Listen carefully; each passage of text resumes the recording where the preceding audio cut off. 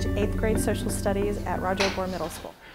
We're looking at how the Louisiana Purchase impacted the United States at that time, both constitutionally, geographically, and also the impact on Native Americans. I'm really pushing on this project for them, what I call not to skim the surface, but to dig deeper in their research. It's not just about getting the glossy information about who, what, when, where, why, but what was the meaning behind this? What did it cause to happen? What were the long-term ramifications? And that's what we're really focusing on in this project, especially when we look at westward expansion and the impact on Native Americans.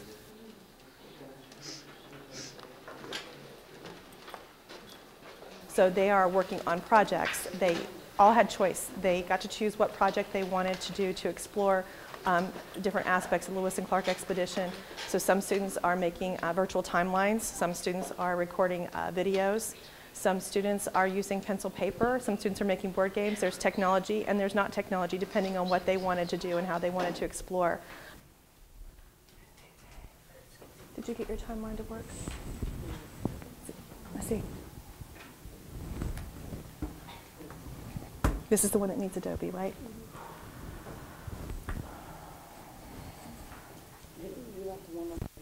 I did it to a couple of them yesterday. Folks, if you're on Time Toast and when you're on it and it says it needs an Adobe update, you need to let me know and I'll update it on there for you because it won't play with that. You need that too? Who? Okay, I'll be right there. Let me get this started. You have to edit the timeline. Are you in edit? No, I was in view.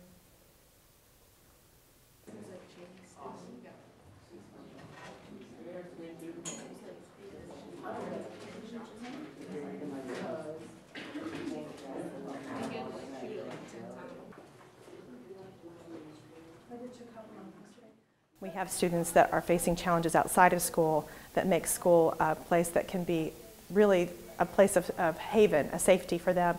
And the technology that we're bringing in is going to make them much more marketable down the road because these are 8th graders, they're getting ready to go into high school, and so the skills that they're getting now hopefully will carry them through high school and beyond into a job market that they'll be ready for. This is extremely important to our students, is leveling the playing field for them.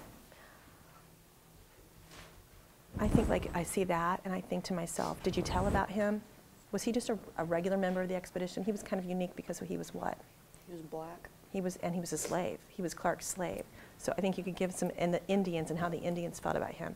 So here's what I see. I think you've got a good framework, but I think you need to dig a lot deeper and give me the detail. Remember, I told you I'm nosy. I want to know the story, all right? Yes. When I saw all the things that we could do with the technology and all the ideas that I had, I kept thinking, how is this going to not get in the way of my content? How is this, I don't want the technology to overtake what we're doing and the kids to be so wrapped up in the technology that they're missing the content that I want them to learn. And once I really got into it, I found that the technology really doesn't overtake the content. It makes the content much more exciting.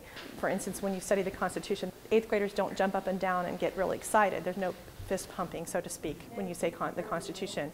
But when we added the technology piece to it, then it became they're having these conversations that they don't even know they're having. They're using the technology, but it really has become secondary because they're engaging in conversations. That image doesn't, that's not what that amendment meant.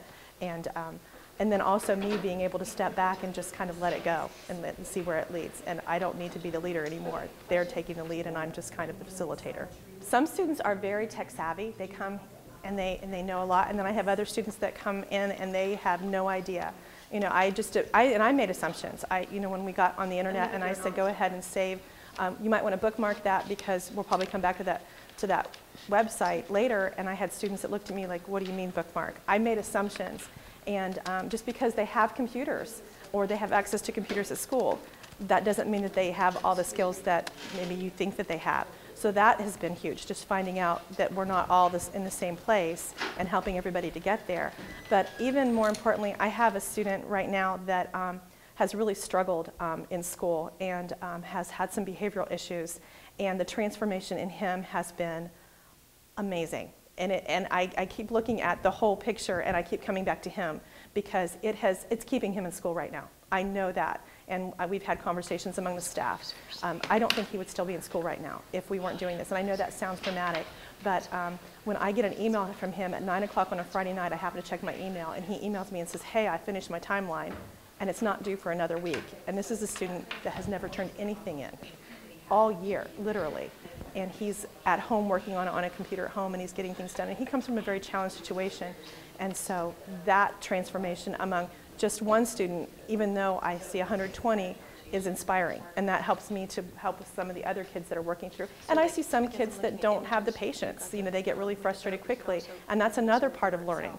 And helping them to overcome that and say, let's step back, take a deep breath, and how can you get there?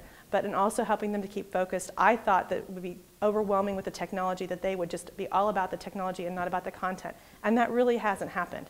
I keep coming back to that, but I am amazed that the technology gets them excited.